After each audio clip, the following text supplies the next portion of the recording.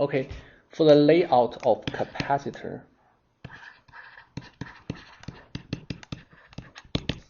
the idea is we have the P substrate, and above the P substrate we have the polysilicon, standard polysilicon, which we normally use it to build up the transistors. And now the foundries will provide another layer of polysilicon which is higher than this poly. So the other layer is called poly 2. And the capacitance is based on the coupling between the two plates. So what we can do is, this is a cross section. We can draw two poly layers. Then we extend the two poly layers a little bit.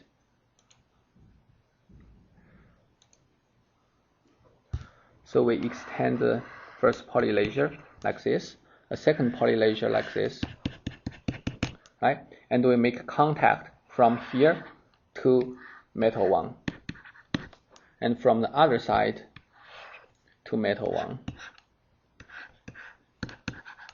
Now we have two terminals A and B for my capacitor, and this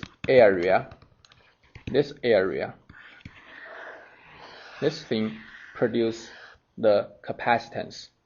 Does it make sense? Okay. And since we are already here on the whiteboard, I'll also show you how to do resistors. When we design resistors,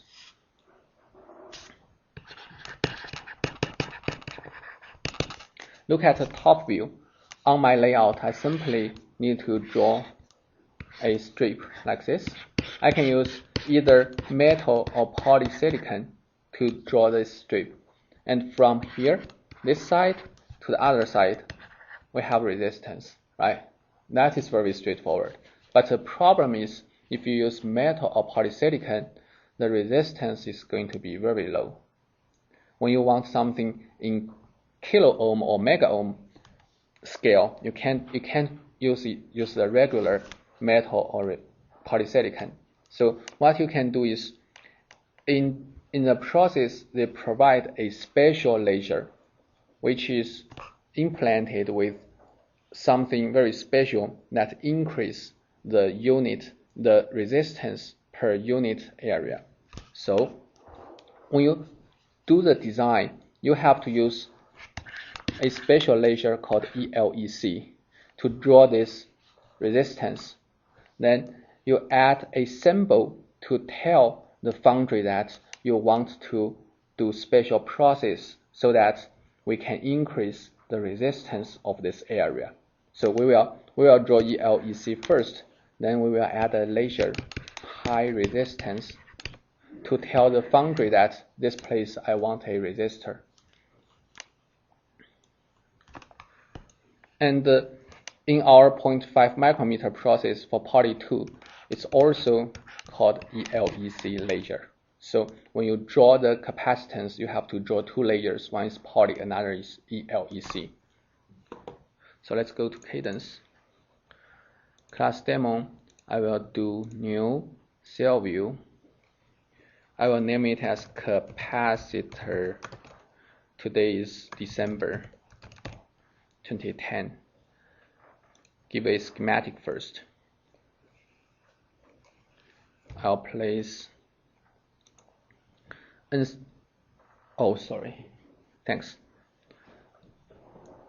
I'll place NCSU analog parts, RCL, find the capacitor, put it over there.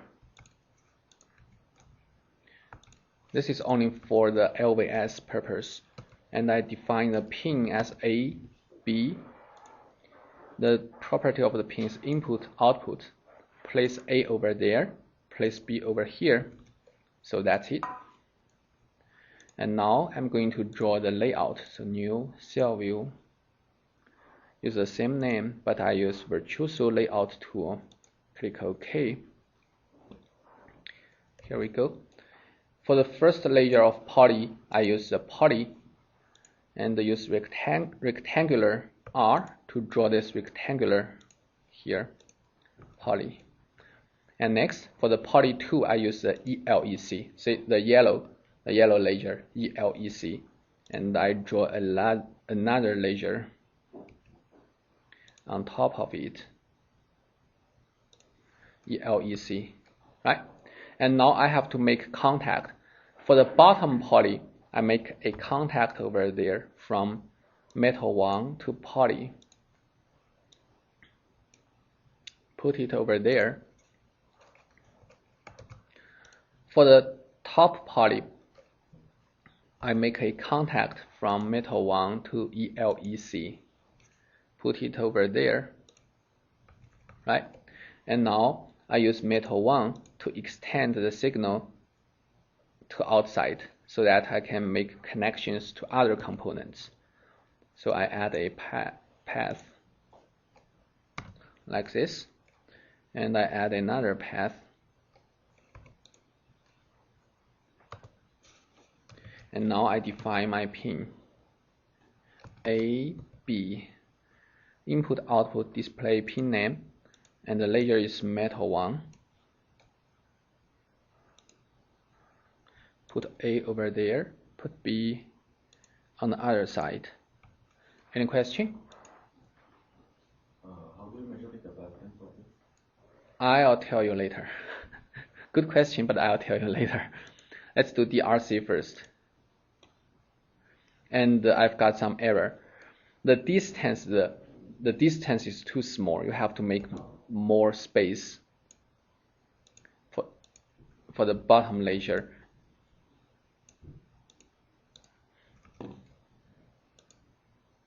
So normally the top layer should be smaller than the bottom layer, and the effective area is defined by the top layer because that is the area of the overlap, right? So verify the RC again. All right. Okay, great. So no error. And now I do extraction. So after extraction, I go back to my library, Capacitor December 2010 extracted view. See, there is one capacitor extracted. So if you are lazy, you don't want to calculate the capacitance, you simply need to read out the capacitance over here, 22 femto.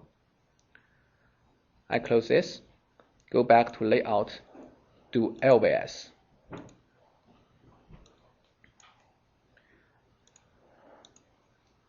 Choose the schematic cell, this one, and for the extracted view, the other one, and I'll click run.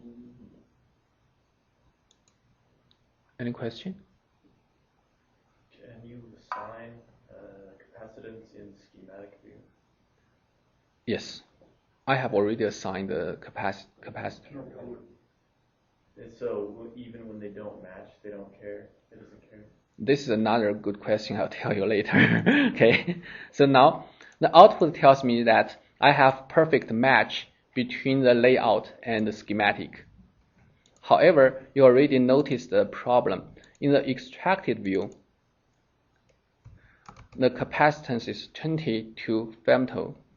But in the schematic, the capacitance is 1 pico, right? So that's totally different. So how can we fix this? I mean, cadence LVS looks like it only checks the correspondence between capacitance. It doesn't check the size. The trick is over here. Go to NCSU, modify LVS rules. Actually, under the LVS rule, you can choose to compare capacitor parameters, resistor parameters. Also, make sure you have to check this, compare MOSFET parameters. Actually, for MOSFET, the same thing. You have to check this so that it checks the size of the capacitor. Also, you can enable combine series capacitor. If you have two capacitors in series, you can combine it. Combine series resistor and combine parallel resistor. Click OK. So once this is saved, you have another thing to do. In the rule library, you have to check this and check the library that I designed my capacitor. This means the rule I just defined in NCSU option here is saved under that library. So I have to make sure the corresponding, I have to make sure the rule library is selected as this. Okay. And rule files, you have to use diva lvs. I don't remember the name, so let me do this. I close it, reopen it, lvs. Okay, it automatically fills this in for me. The rule file is diva lvs.rule, and the rule library is a library where I designed this capacitor. And now click run.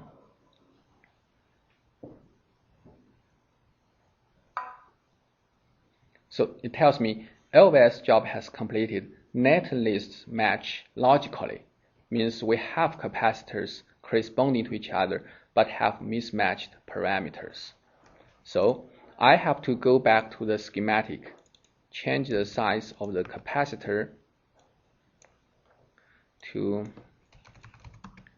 22, and now redo the LVS. So now we have perfect match. Okay. What does it have to be? This is another good question that I can't answer you. You have to do it by trial and error. Normally, I think within 2% of error it should be okay. All right. And what's your question?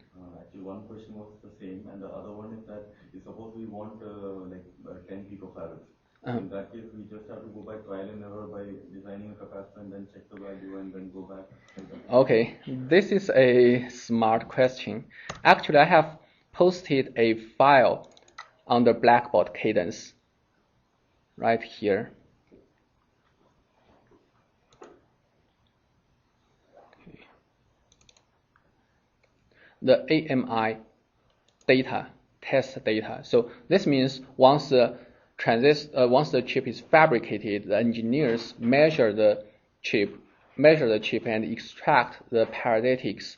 So this data you can download it from Blackboard. There we have the model for the MOSFET based on the measurement, so it's very reliable. And more importantly, we have the extracted parametric capacitance between the layers in this table, and also the resistance for different layers.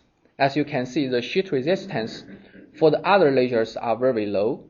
The only high resistance is based on the HR, which means high resistance special process. It's 1000 ohm per square. What does square mean? Square means because the resistance is dependent on the, if this is a length and this is a width, then the resistance is dependent on the L/W ratio, right? So we can divide the resistor into squares. So you just need to count the squares. You can calculate the total resistance. So in order to estimate the size, you have to use this number and also find out the parametric capacitance between poly 2 and poly. On the other file, I have already highlighted the parameters we are going to use. For the resistance over here, and for poly, it's over there, from poly to poly 2. Okay, does this make sense? Okay, great. So for the resistor, the same thing, but I don't have enough time to show you step by step, so it's a good practice for you. I'll open up a resistor I have designed. Here we go, we have the resistor. We use ELEC laser to draw the resistor, so it's yellow, right? And on both ends, we have a contact. The contact is made from metal 1 to ELEC laser, so that you can extend the signal from the two contacts using metal 1, right? The only trick is we have to add this laser. And this laser is called high RES, high resistance. It's just a CAD laser telling the foundry that I want to build resistors there. So first of all, you draw this, nothing special. Then you add another laser. Let's go down. High resistance overlapping the area that I want to use for resistor. So I add high resistor like this, okay? Then I can do DRC, no area, and I can do extraction. Can you only do that over elec, or can you do that over poly too? No, you can only do it using the ELEC laser because it's very special. So in the extracted view, you will see the resistance over there, 5 kilo ohm. Okay.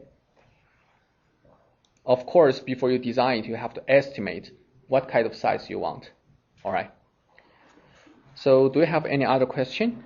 So if you just put two big metal areas on top of each other, it just wouldn't recognize that it was a capacitor? That's right. Okay. But in modern process, they can recognize it. Still, you have to add the symbol, the CAD laser, to tell the foundry that you want to build up special capacitor over there.